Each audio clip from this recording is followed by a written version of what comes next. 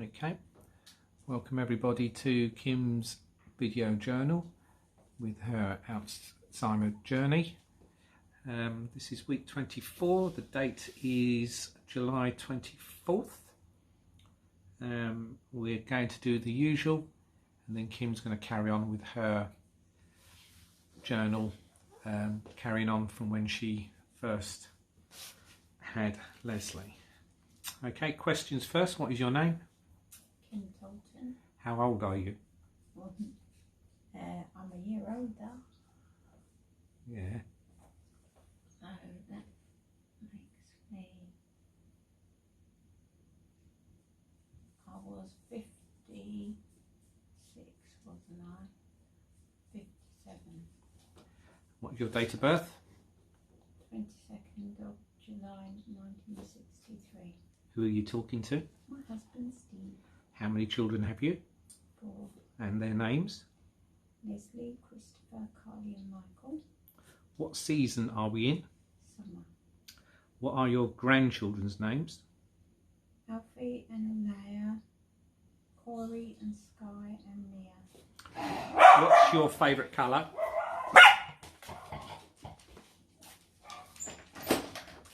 Orange. Name a fruit beginning with the letter P. Potato. No, that's not fruit. Fruit. Pineapple. What was your last job? I was an advanced nurse practitioner. What year is it now?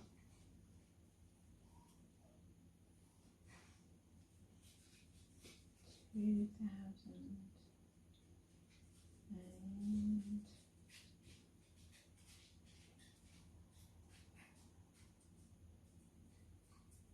12. What was the song you danced with your granddad? Moon River. What is 100 take away 2?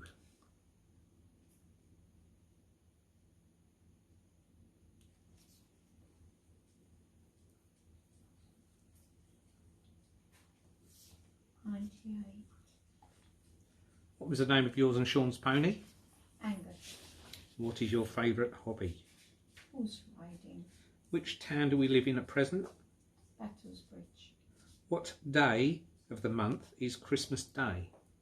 25th of December. Hold up 3 fingers. 1, 2, 3. Name a Carpenter's song you like to sing along to. I'm on top of the world. Okay, you have a book in front of you that has an introduction for Rosa's TICAF. There are 9 subjects. Can you read them out? Small bites, salads, soups, curries, stir fries, noodles and rice, sweet things and basics. Your best yet. Okay, I'm going to leave you with Kim now while I prepare our evening meal. And as I said, she's going to carry on from when they had Leslie and they were going to move to their second place. Okie dokie. Hi everyone. Yeah, so Leslie had made no attempts to furniture walk or anything like that. It was quite obvious that he was having issues with his key stages, his progress as a little one.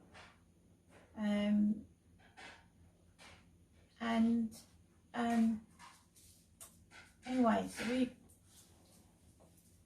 I was concerned about it and I'd spoken to my GP about it, and we were under frequent review with the hospital as well.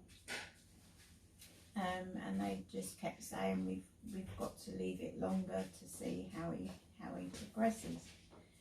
And anyway, we were literally moving into our new home, and my mum and dad were there helping out with the move, and all of a sudden Leslie just walked into the kitchen.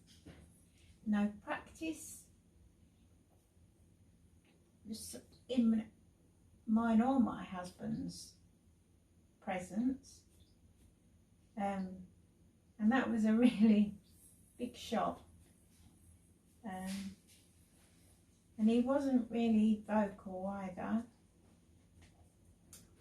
but I was delighted. He was up on 2 feet, and he was still obviously wibbly wobbly, but obviously practicing his core strength whilst he was in his cot.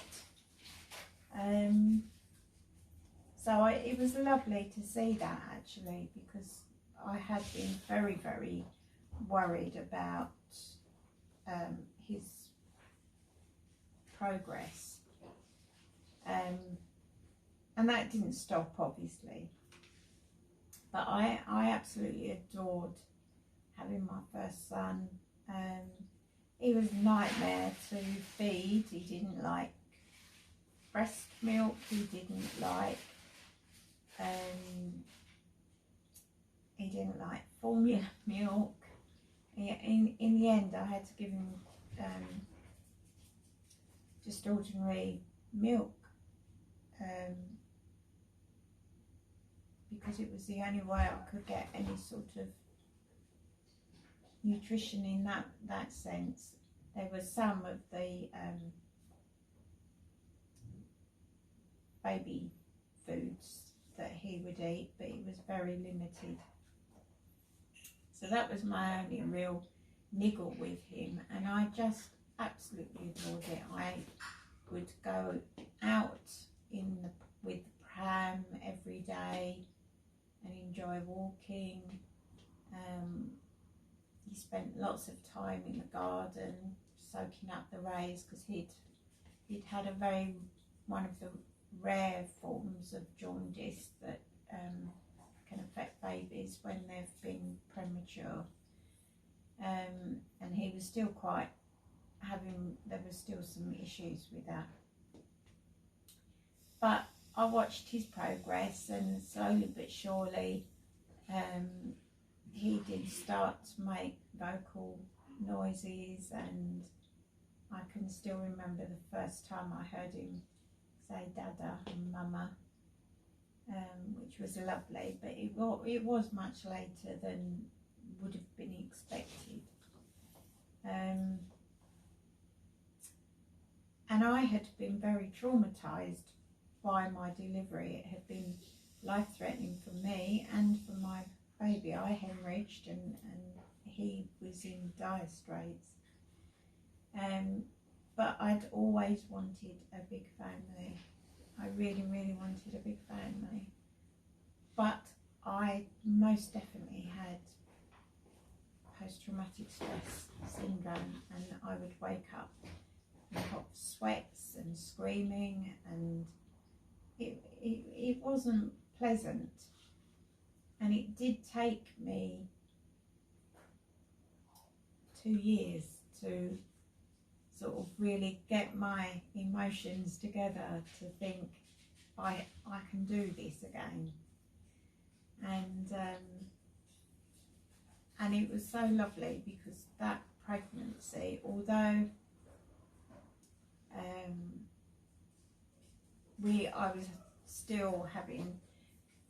I had issues with my second son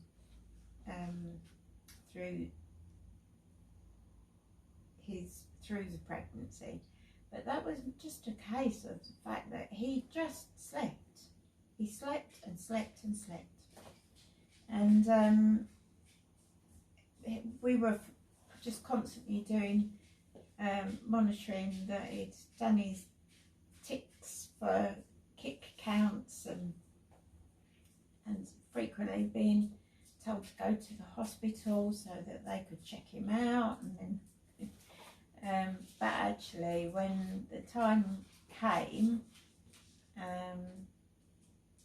I did have a massive panic attack. I was on my own because my husband was working nights, and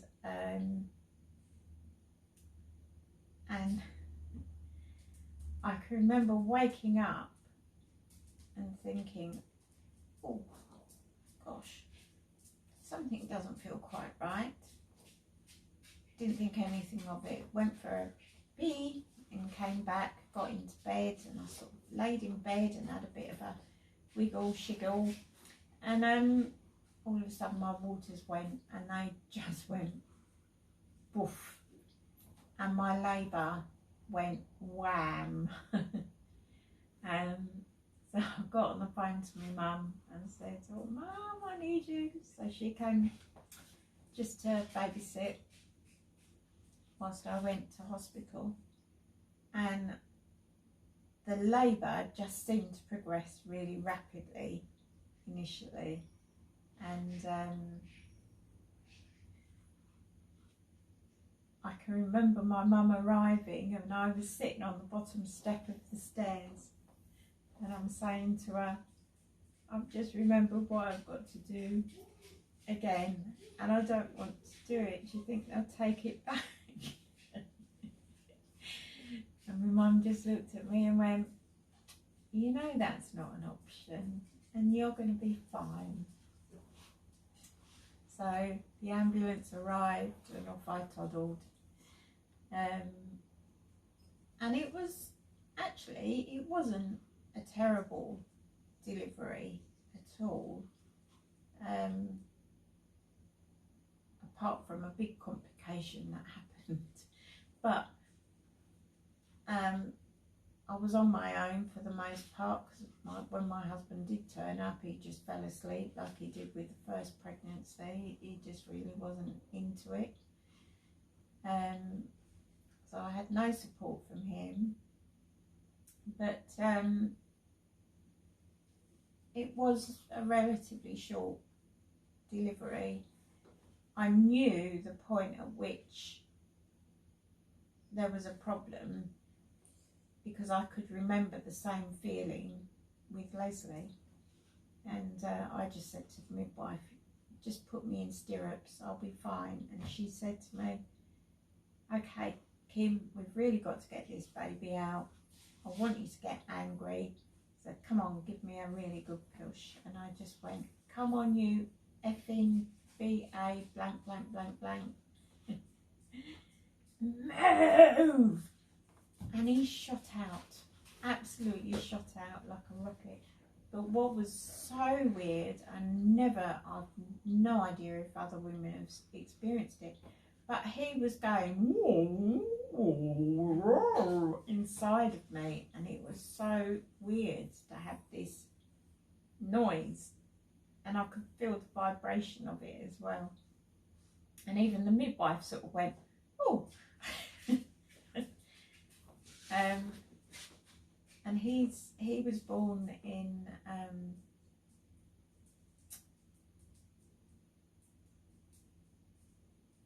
March, but it was a really, really cold winter. It had been a very cold winter, and I can remember walking out, taking Les out, and with this big bump and with all the ice. So I didn't have a car. And anyway, he was safely born. Unfortunately, as I delivered, because of the trauma I'd experienced with my first labour, I had a complete prolapse of my uterus, which had to be promptly put back in place, and some additional sutures. So that wasn't particularly pleasant, but what was nice, whereas with Les I hadn't been able to breastfeed as efficiently as I liked because he'd been so poorly, they would have to top him up with formula. So although I was expressing all of my milk, he really didn't like taking from the breast, whereas with Chris, it was just natural, and it was just so lovely and so easy with Chris, because I just had him on tap, and I didn't worry if I was out, you know, if I went walking down the high street and I'd start to leak milk, and I'd just find somewhere to sit down and I'd feed him wherever he was, and it was just so much easier. But I had to have these ring pessaries, different shapes and types that they used to try me with, to try and keep the uterus in place for as long as possible, because they had hoped things would sort of settle, and they just didn't. So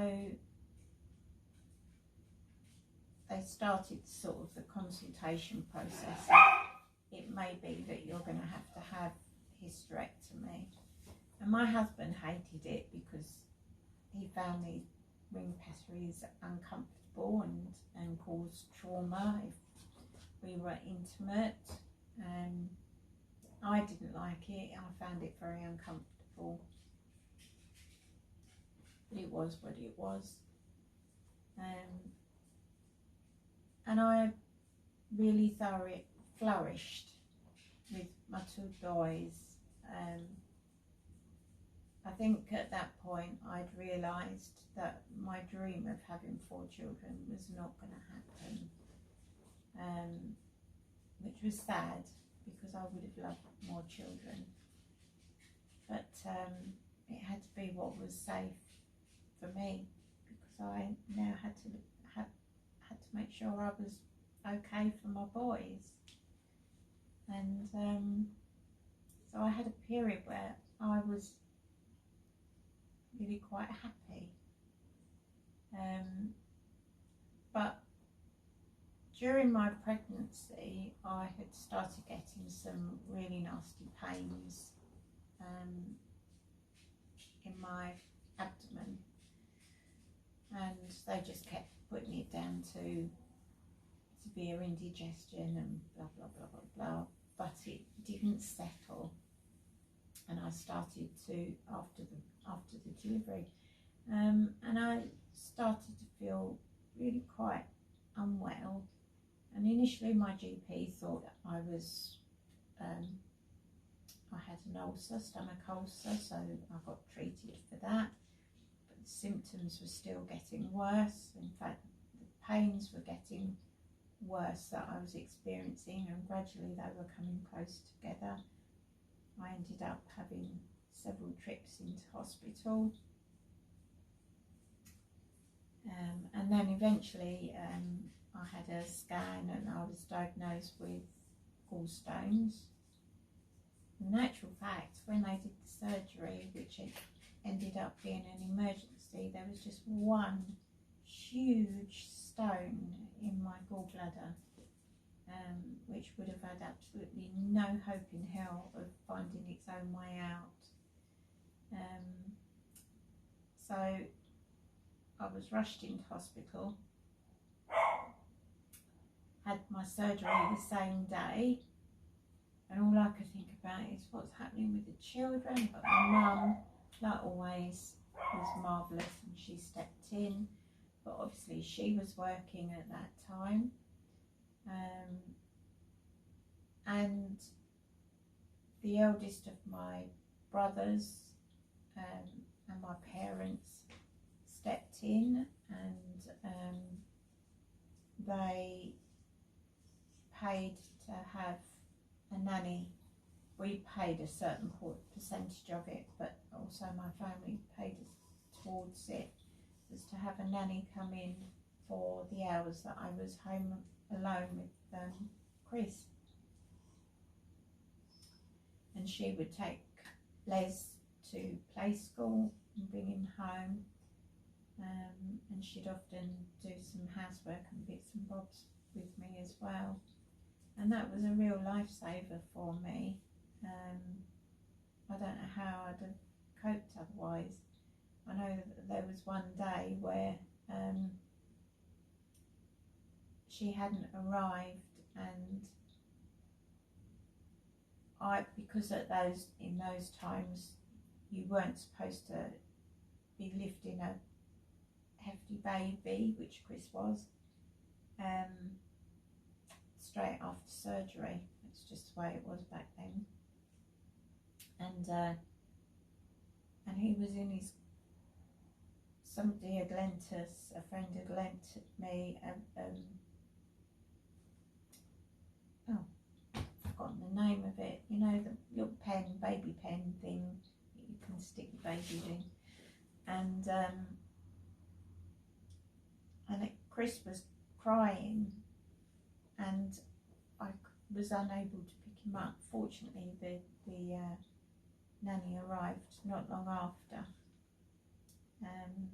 So that was an interesting time, and the weight really dropped off of me as a result. Plus I was still lactating, and I breastfed Chris until he was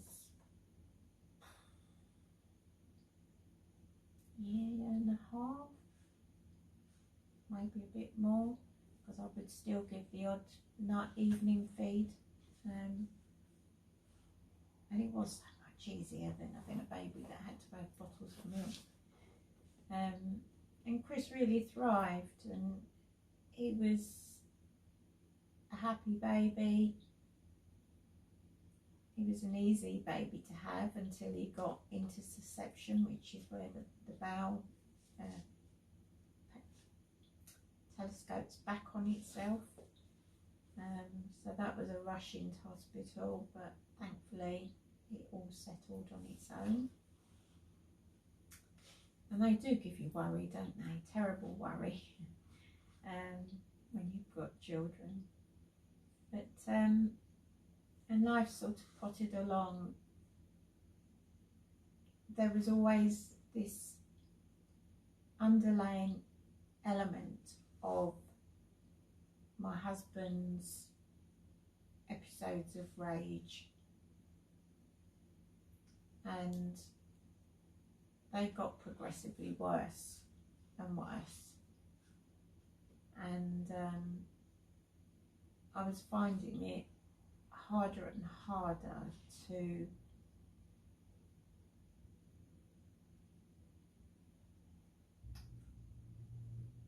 feel comfortable with him, really.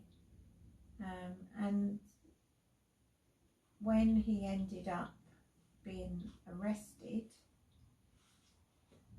and he lied to me to say he wasn't where he was, and when I worked it out, I knew he was where he was, and he'd got out of his van in anger and ripped off somebody's wing mirror and smashed his foot into the car, into the lorry, and he had to go to court. I was so ashamed, and yet I still kept trying to tell my family, I don't think he did it, I don't think he did it.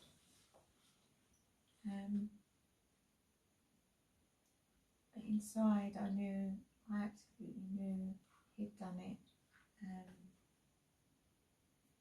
And life was getting harder and harder in the relationship.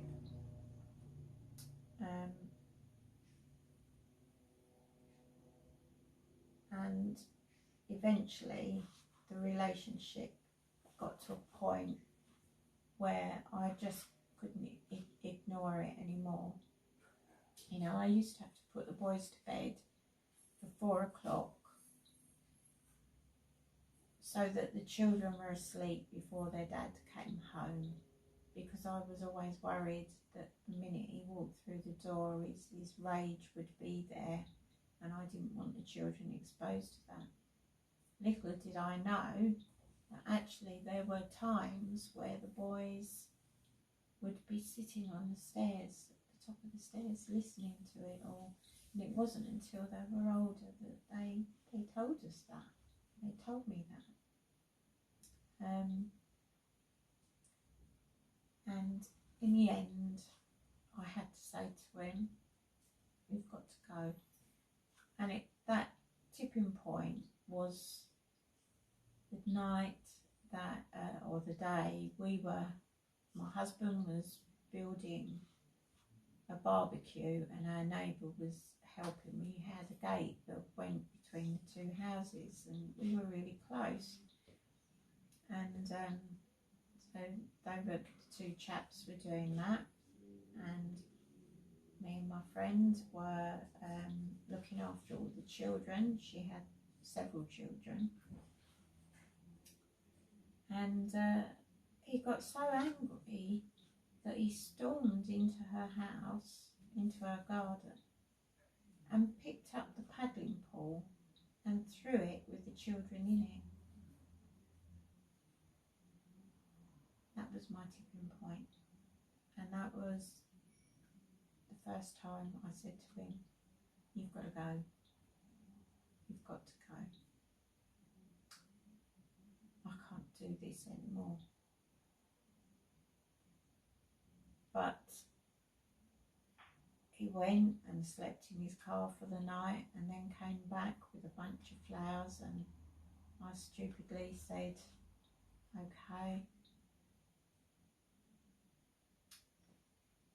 And that happened a couple of times. The second time, he actually picked up an engine block and threw it at me.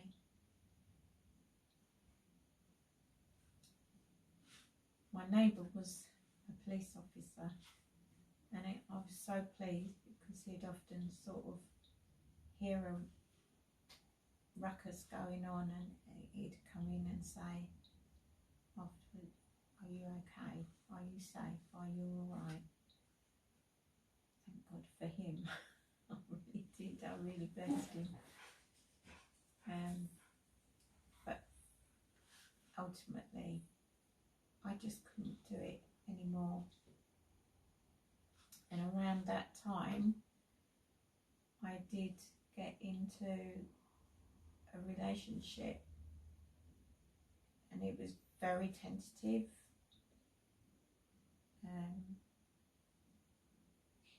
And I think he gave me the courage to tell him to go for good, which was hard and it was painful, and I hated that I was hurting him. And he obviously cottoned on quite quick that I was seeing this chap. And I really did feel bad. And I thought I'd done the right thing, because I'd known him for a long time. I'd never seen anything untoward in him. And yet he was my biggest mistake. So I divorced my first husband.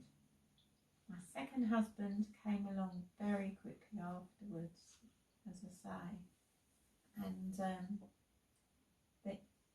my ex-husband was always in the background, turning up in a rage, causing problems. It was a nightmare. In the end, we had to settle, and I filed for divorce. I don't know if you know. I think he'd filed for divorce because I said, just do it, that it's my fault. Leave it at that. Just do it. It was a horrible time. And I ended up my second husband, and it was wonderful. It was, you would have thought it was the most perfect thing ever. And once the divorce was finalised, we decided to move home. So we moved into a new home with him. And that was when I started to see some strange behaviours, and I thought, well, no. And I had known him for years and years and years, knew him really well. And then one day he came in and he said, "What would you do without me?" Because he'd been out servicing the car. And I said, "Well, I'd find a way." I said, "I'm with you because I love you, not because I need you." And I saw this look in his eye, and I can remember thinking, shit. And I knew something really ominous had just happened. And from that point on, the relationship seriously changed.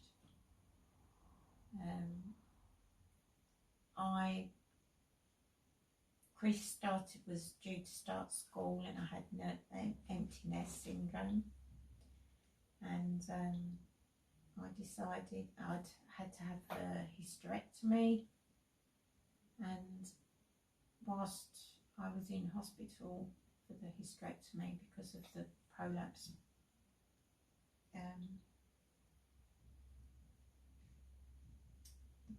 that I'd had following my delivery with Chris,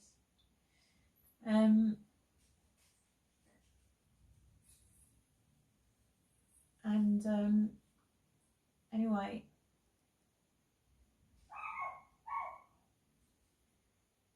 a very difficult time started, and we had a friend who said she was in trouble, and we took her in. And then I started to see that he was paying an awful lot of attention to the woman that had moved in. We had an au pair, so the au pair would look after the children, because I was now studying to be a nurse. And I knew that the children were safe because we had an au pair who would take the kids to school and back and to their clubs and things if I wasn't around. And then I said no to this lady moving in, and I started to get things such as him sitting in the chair and then coming up in my face and going, "I could kill you like that, I could kill you like that," and you wouldn't even see it coming. And then he'd sit back down and just carry on watching television. It was petrifying, and I didn't know what to do, where to go. My anorexia flared up again, and it was a very scary time. And I was very thankful that I had a really good friend who turned up to see me one day, and she said, "If you ever need to get out in a hurry, call me, I will come and get you and the boys."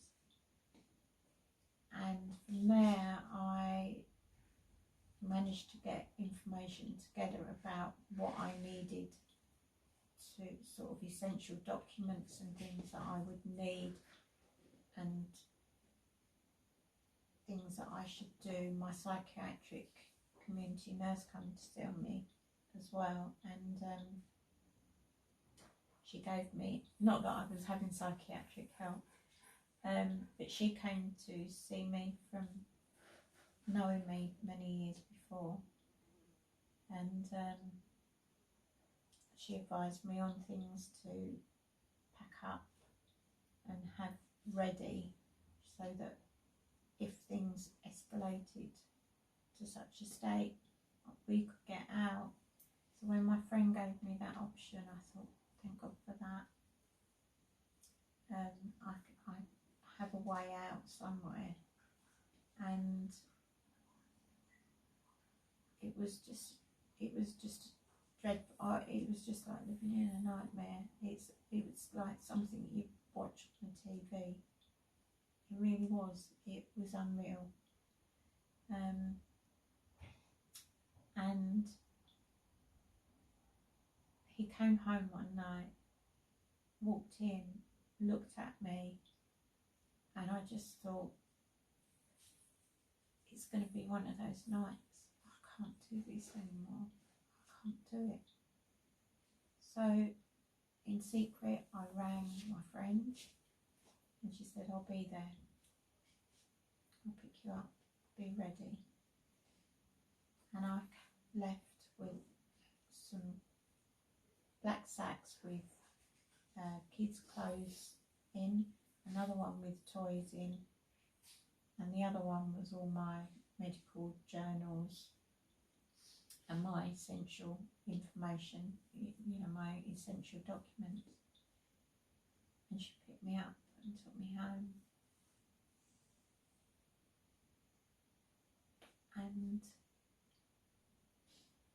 at that moment in time, by this time I had actually made an attempt to commit suicide, because I just didn't know how I was going to get out of this situation. Unfortunately, I did bring trouble to her home, and I will regret that for the rest of my life, because he turned out to be a sociopath. And he hurt her family too.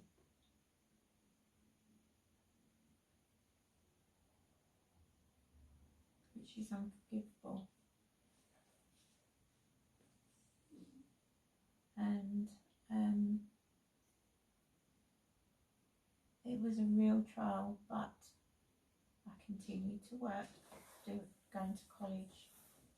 I was adamant he was not going to win, because he kept saying to me, you're not going to be able to do it. And I was adamant that I could find the strength from somewhere to get through this and to come out the other side with my boys.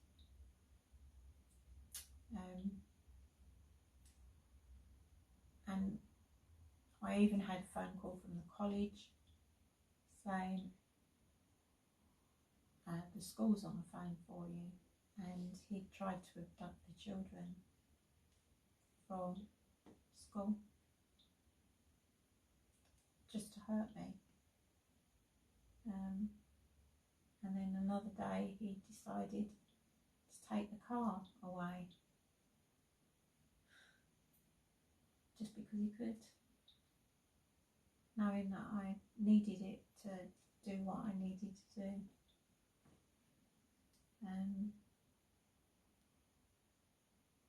In hindsight, I wish I hadn't gone to see my friend, taken my children to my friend, because I do feel it negatively impacted their lives as well. But he was what he was, and I kind of had pretty much said to myself, no more men, Kim, no more men. I turned up at my friend's, and this gentleman said to me, I thought you might need these. He handed me a box of Maltesers and a bottle of wine and left. It was my my friend's best friend, and that is my husband today.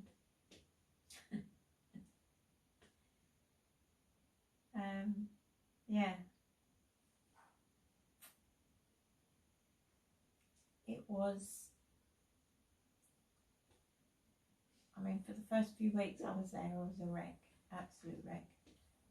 But it was obvious by Christmas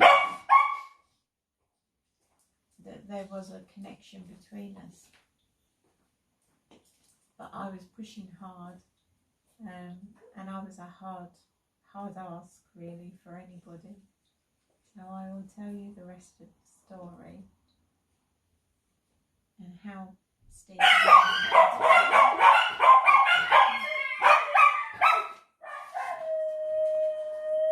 So I'm going to leave it at that for now. Thank you for watching, and I'll see you next time. And I'm sorry we've been a bit late with the last couple because Steve's been busy building me a sensory garden. Hopefully by the time the next video comes round it will all be working.